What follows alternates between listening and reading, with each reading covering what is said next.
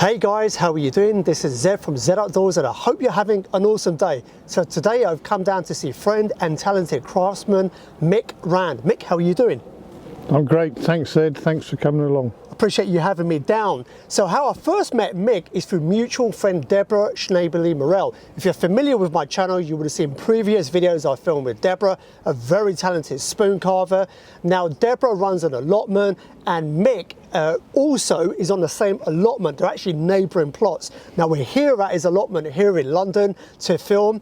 And on the previous visits that I've come down to see Deborah, I've got talking to Mick, and Mick's speciality is carving kuksas and bowls by hand using hand tools. I saw his selection of kuksas and I was absolutely fascinated. Mick has a very creative attitude towards how he carves his kuksas and he experiments a lot with designs. Now, I have previously covered videos with talented Kuksa carver Paul Adamson, and in that video Paul Adamson, a very talented craftsman, details in precise detail exactly how he carves a Kuksa. So if that's a video that you haven't seen, I will link to that down below. It's thoroughly worth watching because there's an actual tutorial on how to carve a Kuksa.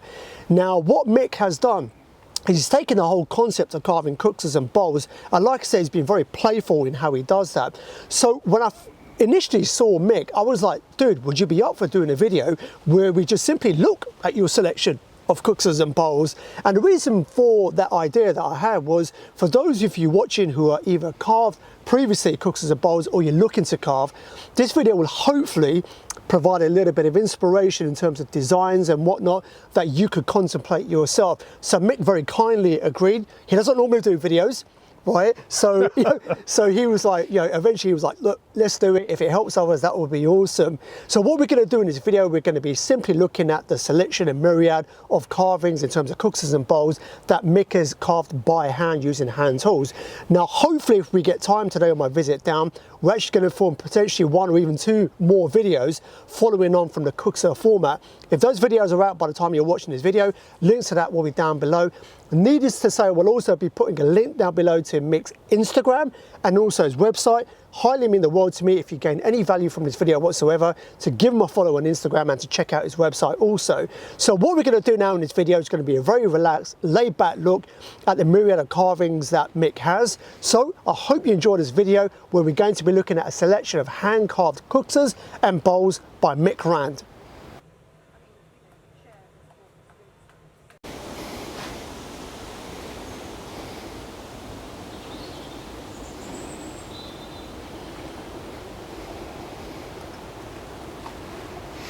Hey Mick.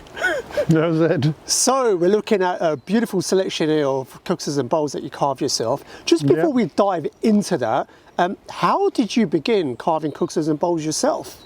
Well, it's a very definite story there, Zed. I saw Alex Yerkes doing a demo at Spoonfest in 2018 and I had carved a few spoons, but literally as soon as I saw Alex using the Kuksa vice and so on, making himself a Kuksa, I thought, yeah, that's much more my kind of thing.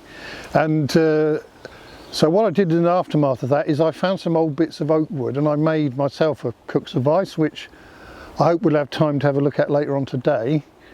And yeah, just got myself a swan neck gouge, which is of course the Alex Yerkes Nick Westerman system, and just started carving away. And so what was the first Kuksa that you carved?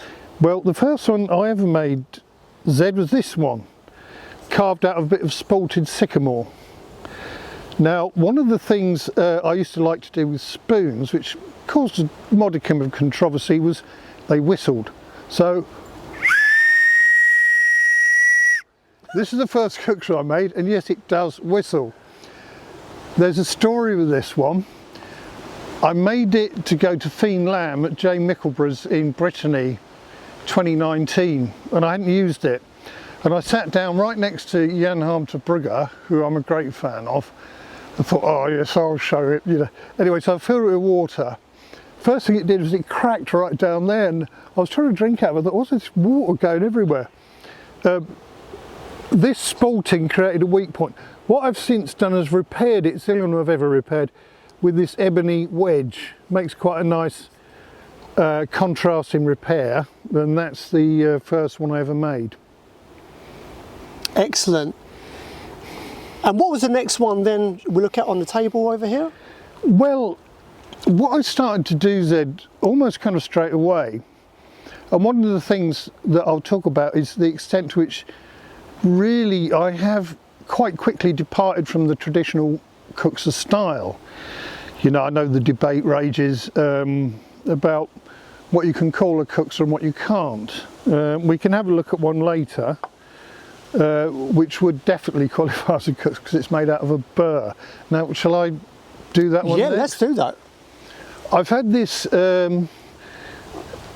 debate, the argument rages back and forward about were original Kuksas from Scandinavia and Northern Europe always made from a burr, or burl as it's called in America. If you don't use a burr, can you call them Kuksas at all? Well, I'm not too fussed about it. This is pretty much the only one I made, apart from that tiddler as well. They're both made out of burrs, birch burrs.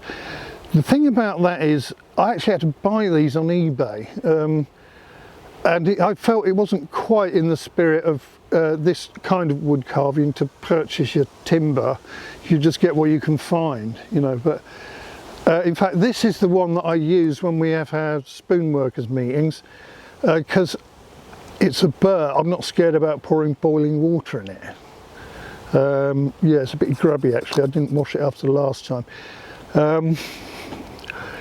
There's a little story goes with this one. When I carved the bowl, like Alex Yerkes, always do the bowl first and the outside. And with these burrs, some of these bark occlusions go a long way in. And what happened was, I got two pinholes all the way through where this handle is.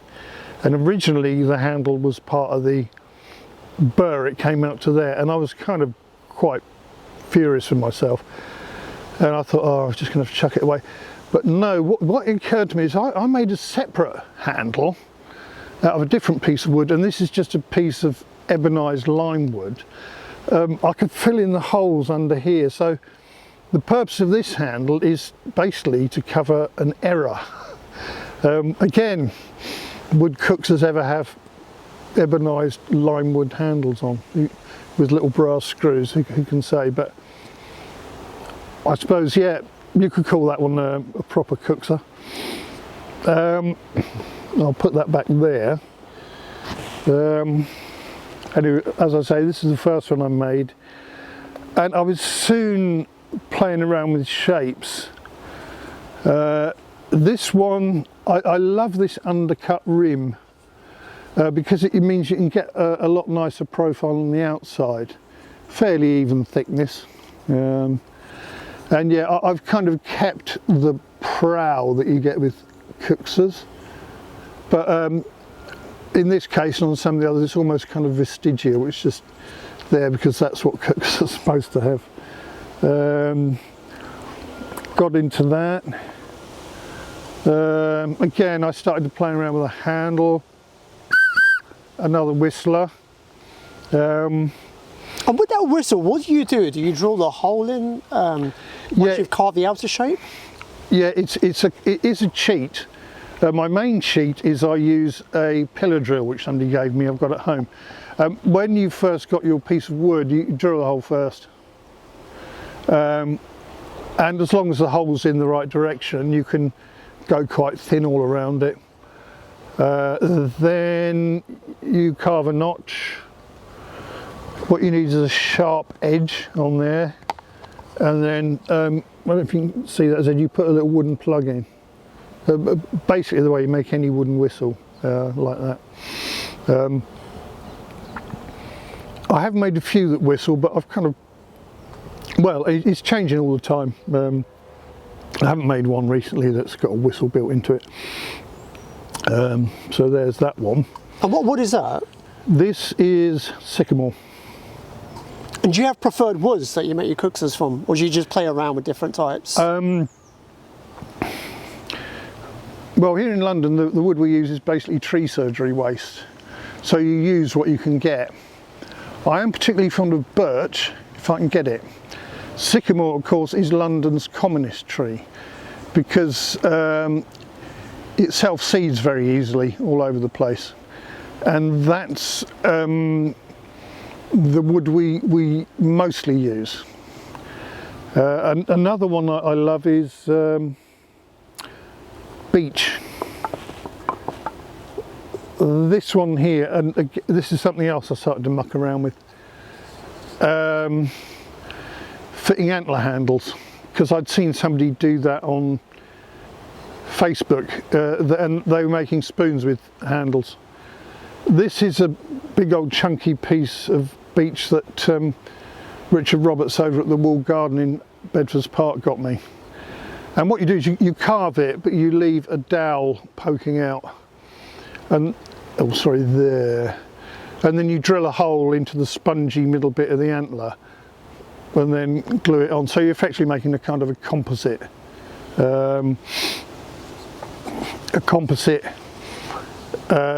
Kuksas mug, whatever you want to call it. And I made a few more of these. Now this particular antler, I remember that I brought it back from Scotland in 1993, and I waited nearly 30 years till I found a use for it, and that's a bit, but no, I cheated with some of these. Some of these other ones, like you can see here, Zed, I've actually bought those antlers on eBay, because I haven't returned to Scotland to hunt around for anymore. Some like this is a kind of a laugh, 2 feet, and the tip of the antler forms the 3rd foot. And again, playing around with styles, playing around doing a composite, and yes, I mean, does that really qualify as a Kuksas? I'm not going to say. This was a great bit, part of a damson tree, but highly prone to cracking, and I was quite lucky to get away with that. And you can see here where, as it dried, the handle warped, and these little buds shrunk in, but I managed to get 2 out of that bit. That was the other one there, damson. Get some nice colours in that damson. But what happened here was, I think I was going to have a whistle on here, but that cracked, so I carved it off to make a kind of a different shape. And yeah, they were excellent to do, those 2. Then I started to think, how about making one with a lid, like those old German beer steins you used to get. So I started mucking around with that, and this is what I came up with. This is kind of my prototype. You leave this hinge poking up when you shape the wood, and then this dowel is a piece of ebony. It's an old sharp from a piano that I carved down, and then you leave a little hook there so it opens up. Oh wow. And this is another cheat, I'm afraid. I do use a flat sanding block to get that, and I've just made myself another one here which is a bit bigger. Now in this case the dowel is a piece of yellow berberis, and same principle. Now what I've discovered is I've got a design flaw with these. When you fill this with liquid, it soaks into the bowl of the mug, the Kuksas, and it jams up the hinge. Is that because of what? It expands? It expands as it soaks up liquid. Oh, interesting. Now the oil on this one isn't all that dry yet. I soak them in oil, and in fact it was Jan Harmter-Brugger who said soak them in oil and leave them for a year. Now this one hasn't been left for a year. One thing I'm going to be looking at, and I've recently been in touch with Yoav Kevitz about this, is what you can put on the inside, like lacquer or varnish or stuff like that, to actually make it waterproof. Now that would also solve the problem of these things that crack. But yeah, that's just a bit of fun. It certainly keep the wasps out of your cup of tea at this time of year. What wood is that? This is sycamore. This is sycamore as well. Yeah. That is birch. I prefer the colour on the birch, but the sycamore will darken down. It goes more golden after a couple of years of exposure to the light.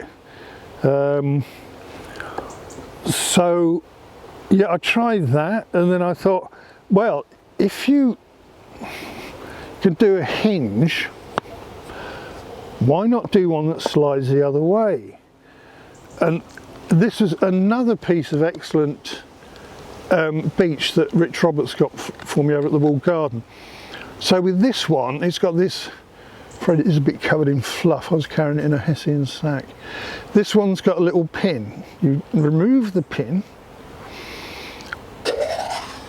Oh wow. open the lid, and then it took me forever to get these holes lined up. So when you're drinking out of it, you don't chop your nose off. You put the pin back in there, and then it's rigid. So only good if you're right-handed, but there you are, good to go. So again, you can see with this, and with one or two of the others, I am kind of getting quite a way away from the traditional Kuksas. There's that one, great fun to do. I think in terms of my wood carving, it's probably a bit of an evolutionary dead end. I don't think I'm going to do any more like that. Who knows? And that pin goes back in there. And above and beyond everything, these are all functional, aren't they? Yes, what I do like about wood carving of this sort is they're all vessels. They all have got a function of some kind. I don't think I'd ever do, like you see guys on Facebook who carve like cartoon figures and stuff like that. I don't think I'd ever want to do that kind of carving. What they've all got in common is that they're vessels. They're made to hold things. Here was another, oh yeah, I'll talk about this next. Here was another bit of a playful one. I got into feet, and with this one, don't know where you can see them there, Zed, but I carved these kind of slightly silly disc-shaped feet, all carved out of the same piece, and I had a lot of fun trying to flatten these tops off here. One thing I might mention is that the kind of finish that I'm aiming for with all of them is the tool mark finish.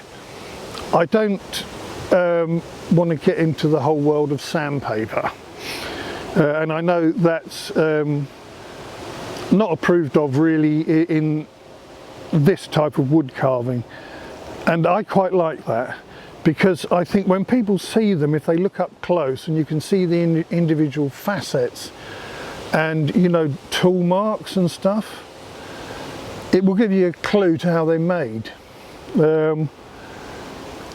Sometimes I'll even leave saw cuts. Now here's a little oval shaped bowl. Again, it's got a bit too much fluff on it. I don't know how well these will show up on the camera, Zed, but what I've done is I've deliberately left these saw marks. People can show how it's made, or rather see how it's made. And yes, I could have pared that off more with a knife. I thought, no, I'm going to leave those saw marks as a clue to the methods used. And what wood is that? This is cherry. You quite often get it with cherry because you get those heartwood, sapwood, you get the two colours.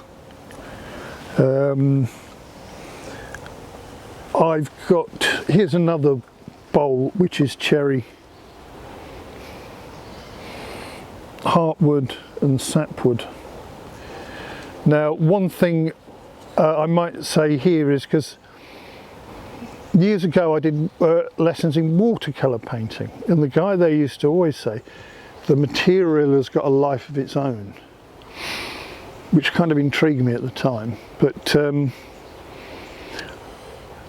that idea has sprung back into my head since I'm doing this kind of wood carving. One of the one of the aspects of having a life of its own with this particular material is I do like to leave, if it's worth it, I do like to save the natural surface. So this is literally, all this is just under the bark, made out of that piece of cherry wood. Another aspect to that is if you get a nice, I'm not sure how much, well, these wrinkles will show up. I think this is a whistler, yeah. On here, Zed, it's cleft, and I got some nice wrinkles. They kind of run both ways. And as soon as I'd done that, I thought, yeah, keep that surface. And so that I could show more of that surface, I made this great big kind of winged handle. And if I ever get an effect like that, I'll try and use it. Another instance of the material having a life of its own is this big scoop here. Now, I do like to use, this was a log with a side branch, and I can't quite remember what this wood is. Now, here was the log, and here's the side branch. The side branch on this tree had been chopped off and it was dead before the tree itself was felled, and it came already with this crack here, and I thought, how can I get rid of that? But then I thought, no, it's the material has a life of its own. It's part of the story of that bit of wood. So I left the crack in. That's how I did that one. Then another aspect to that, this kind of slightly sort of gothic looking scoop was actually a cherry tree on my allotment, which I grew for a few years, and it failed. Here's the rooting stock of the tree, and above that is the graft. And you find that with cherry trees, if they're grafted onto dwarfing rootstock, cherry trees don't want to be small, and they bulge out hugely above the rooting stock. And so this is the natural surface down to like there. Turn it over, that also is the natural surface of this big swollen part of the actual scion that was on the rooting stock. Made, I think, a very nice sort of slightly nutty looking gothic scoop. I've done one or two more scoops. Oh, here's a couple I'll show you. Here, Zed, which also show the side branch. Now, this pair are made out of the same log with side branch. With the side branch, one of the things you get is underneath you get these fantastic wrinkles. I just love these. In fact, to me that looks far more beautiful than anything I'll ever carve. Out of the same log and side branch. Now, it's not immediately obvious, but if I don't know how much of that you can see, Zed, but here was the log coming along here, and this was the side branch. So I managed to get two pieces out of that by sawing down here and there. What it meant with this one is, and I haven't done this very often, carving into the end grain. And again, this is a piece of beech, and what a struggle that was. You know, I ended up having to sharpen my spoon knife several times and wore out my fingertips getting into that end grain. I wonder if sometimes, I've seen Kuksas carvers who only ever carve into the end grain, but I think they use willow or something like that. Anyway, there you go, it's this kind of a pair. And yes, they do, they are vessels. They do ostensibly have a function. To be honest, what quite you're going to use that for, I'm not so sure. But that was a good one to do. And in fact, I have got a birch log over there I'm going to work up next and try and do something similar to this. More recently, I've got into putting legs on things. I did this one recently. Again, this is a piece of sycamore. It's part of the same tree of one we looked at before. And it's a kind of ornamental bowl. I don't think it's really a drinking vessel. But what I wanted to do here was leave these long legs, which actually they poke out past the actual bowl. And anyway, that's what I did. And with it's a long way from a Kuksa, but it does incorporate Kuksa elements. For instance, where I've left these handles, you know, you always leave a Kuksa thicker where the end grain is. So even though it's a long way away from a Kuksa, it still incorporates that principle. With this one, I've even left a couple of pencil marks on there. I'm quite happy with that. That's the kind of rough finish that I'm looking for. Things have got a bit more elaborate with me. I made this one recently, which is kind of ridiculous. A knuckle duster. A knuckle duster, yeah, it is. It's literally because I had a thick piece of wood, and it's a complete cheat. This is all carved down with a pillar drill and then paired off with a spoon knife.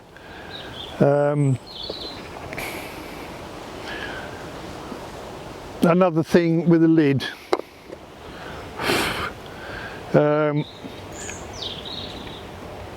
And again, it's a long way away from a traditional design, but I just wanted to play around with these feet. And when I'd made it, I had a bit of wood spare, and I thought it really does need a lid. So I made it one. Keep your soup warm anyway. This giant Kuksa, now that holds a litre just, and it's the kind of brother or sister to this pair, because it came from the other side of the log underneath, and it literally, I just did it like that because I had a huge piece of wood. Yeah, I enjoyed doing that one. Belongs to those two.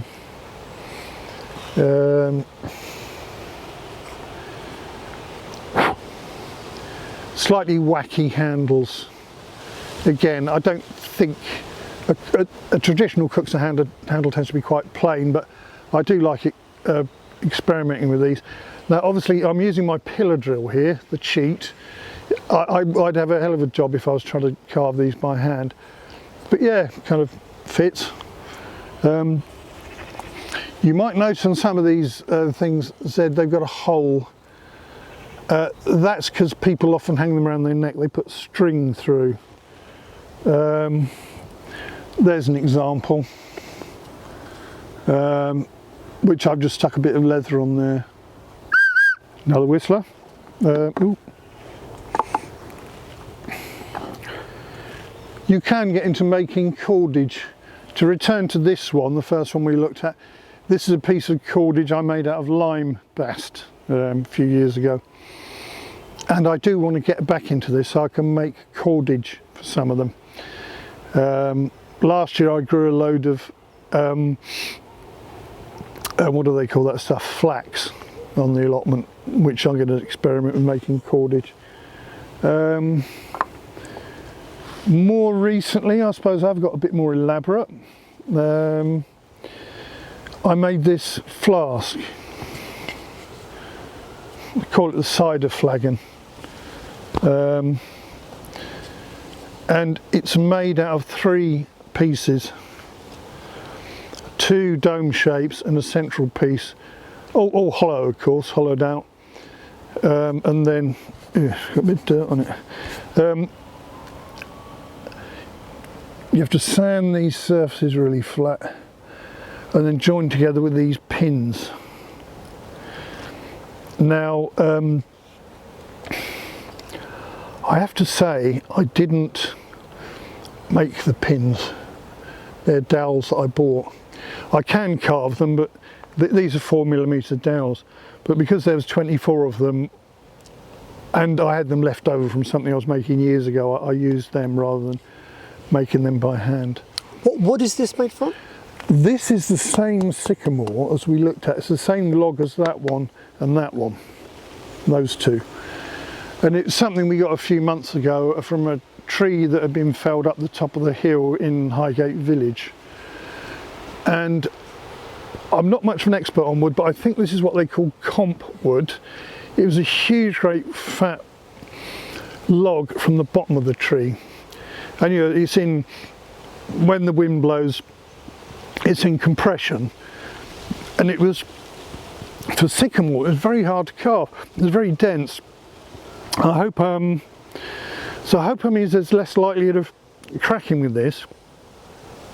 Now, I have oiled the outside, but what I'm going to do is, I've got to remake the cork. That cork's too narrow for the top. Once I've done that, I'm just going to drench the whole thing in walnut oil and then pour it out, hang it upside down there, and then let the oil drain out, and I'll just leave it for months, for a year, before I actually put any liquid in it. Now, this one did take me a long time to make. I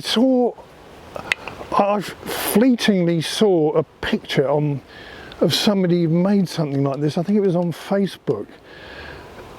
So I didn't really invent the shape, which I guess you could call traditional. You know, they often, you know, make these out of tin and metal. And I'm sure I saw a wooden one that somebody made. Because they turn them on the pole lathe. Oh, right. Yeah, so you can make these on the pole lathe as well. Yeah. Yes, you could do this on a pole lathe, because these, in particular, these dome shapes would be great to do on a pole lathe. Yeah, more recently, another thing, another departure from, you know, the traditional Kuksas, I thought I'd go a bit bigger. Now, this is a really nice piece of spalted beech. Deborah bought me this back from the bulb gathering. And I've just got a new tool, which is one of those absolutely superb Hans Carlsen sort of sweep gouges. And that's how I made this bowl. Swan neck gouge and then the sweep. And again, just playing around with feet, I decided I'd do round feet, like spherical. Again, I think that's an evolutionary dead end, because I spent ages trying to get these as perfect spheres, and the eye immediately picks up the fact that they're not. Anyway, it's as done as it'll ever be. And yeah, I think one of the things I want to do up next is some bigger bowls. Obviously not massive, what's that 7 or 8 inches, but bigger than some of the smaller ones I've done. Since we're talking about bowls, just once or twice in a lifetime you hit on something amazing, and that's this. This is a horizontal limb of a conker tree, originally growing like that. Now, what somebody did, it was what the former garden of Old Cottage that was alongside the Summerhouse Lake at Bentley Priory up in Stanmore. Now, somebody put that bucket handle over the limb of the tree for a child's swing, and then it was abandoned, and gradually the tree grew around and started to swallow this handle, which is why it's got that great seam there, with this piece of metal buried inside it, and the chain, yeah, that was still dangling down off one of these. On top of that, it was a conker tree. The whole thing had been struck by lightning, and it was all sort of dead on one side. So I got some amazing spalting in that. This is a bit of an exception to the work I do nowadays, because I did spend forever with sandpaper. I thought it kind of deserved it. And originally I was going to make a trivet to go under here, and then I found one. I was doing a garden clearance job, and it's one of those things people used to put cooking pots on, like in the 1960s. So yeah, I just sawed that off, and yeah, there you've got something that really is quite unique. You wouldn't find too many pieces like this in the course of a lifetime. So I think that's covered mostly everything we can, Zed. I know I've not talked about every single item, but I think I've picked out the main features of my work. And yeah, that's the main message. Is something you touched on earlier, and that I've spoken about too, that I have departed a long way from my original traditional Kuksas. And that's what I really enjoy about making this stuff, is just to look at that piece of wood and think, what can I do with this? And not to be too hidebound or limited by the notion of what is a Kuksas and what isn't. So there you have it, my friends. That is a wrap for this video. Mick, thank you so much. Thank you indeed, Zed. It's been a great pleasure to actually be able to show people out there in the world the kind of stuff I do. This is the first time you've been on video, is that correct? Yes, yeah. Check this out. What a natural. That was it. When you don't hear me talking much behind the camera, that's usually a good sign. And but I really do appreciate you showing us through. Like I said, yeah, this was totally my idea. On previous visits I've come down to see Deborah, also obviously hung around with Mick. Amazing hospitality from Mick, and yeah, just seeing the stuff that he carves, I realised this is really interesting stuff. So this, like I said at the very beginning, this video is more of a show and tell. It's more designed to kind of encapsulate and showcase what Mick is doing, and hopefully give you some inspiration no matter what it is that you're carving or you're looking to carve. Now, as I mentioned at the very beginning, a few things to wrap up on this video. This video is part of a potentially a 3-part series that I'm filming on this particular visit down to see Mick. In the next video, what we're going to be doing is actually having a look at a small Kuksas vise that Mick has made himself and that he uses to carve his Kuksas and receptacles. So what we're going to do in the second video, we're going to have a look at that, and also some of the tools that Mick also uses to carve the Kuksas and receptacles. So if that video is already out by the time you're watching this one, then the link will be to that down below in the description. Also, we'll be putting a link down below to Mick's Instagram. He's quite active on there. It will mean the world to me if you gain any value from this video whatsoever. You can give him a follow on there. Also, would it be okay if anyone had any questions that they could contact you through Instagram? Would that be okay? It would be absolutely brilliant. It's like the allotments as a whole. Zed, I'm always very happy to answer any questions that people have. And it'd be something I'd be very keen on doing. I'd put the time into that for sure. Yeah, Mick's a very generous guy, helps a lot of people out whenever he's able to. So like I said, Instagram is going to be the best way to contact him, and that will be linked to down below in the description. And finally, I've spurred Mick on to set up his own website. So at the moment he's running things through Etsy, but what I'm going to do, I'm going to put a link down below, and I've been prodding with a high power cattle prod Mick and saying get your listings up, but at the moment he's not selling anything online. So hopefully by the time this video is out, he would have set up his Etsy store, and he's actually going to put the listings up for a lot of stuff that he's shown. So if you're interested in any of the pieces, it'll mean the world to me. You go and check out his Etsy store. Even so, go and check out his Etsy store. You can get an up-close look in terms of photos of all the kind of stuff that we've shown in his video. So like I said, to wrap up this video, links to everything down below, and also a link below to the next video that I'm performing with Mick, where we're going to be looking at his Kuksas vise and tools that he uses to make all the Kuksas and receptacles. So Mick, I do appreciate your hospitality once again, and for allowing me to come down and document the work that you've done. Yeah, thank you, Zed. It's been a great pleasure so far, and I do look forward to the next video up where we're going to look at that portable Kuksas vise that I made. It's a very, very swanky bit of kit that he's got there.